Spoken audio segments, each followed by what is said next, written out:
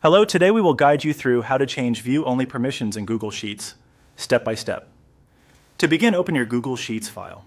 Once the spreadsheet is on screen, take a moment to make sure you're in the correct document before changing any sharing settings. This is especially important if you work with multiple sheets, since permission updates apply to the specific file you currently have open. Next, look to the top right corner of the Google Sheets window and click the Share button.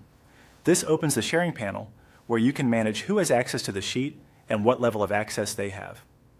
If you've never changed these settings before, this is the main area where Google Sheets controls visibility and editing permissions. In the sharing window, find the current general access setting. If it says restricted, click on it. Restricted means only specific people who have been directly added can open the file. This setting is useful for private documents, but if your goal is to let others open the sheet more easily in view-only mode, you'll need to change it. From the options that appear, click Anyone with a link. This updates the general access so that people do not need to be individually invited, as long as they have the link to the spreadsheet. It's a simple and effective option when you want to share information broadly without allowing changes. After that, locate the permission dropdown, which may currently show Viewer. Click on Viewer to review the access level.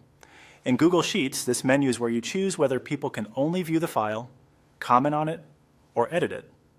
For view-only access, Viewer is the correct setting since it allows people to open and read the spreadsheet without making any changes. If the Viewer option appears again in the next menu, click Viewer once more to confirm that this is the selected permission level. This extra confirmation helps ensure the sheet stays protected from unwanted edits while still remaining accessible to others through the shared link. Finally, click Done to save your changes. Once you do that, the new sharing settings will be applied to the spreadsheet. That's it.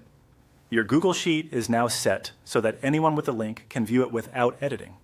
As a quick tip, if you plan to share the file right away, it's a good idea to double-check the permission label after closing the window, just to confirm everything was saved correctly.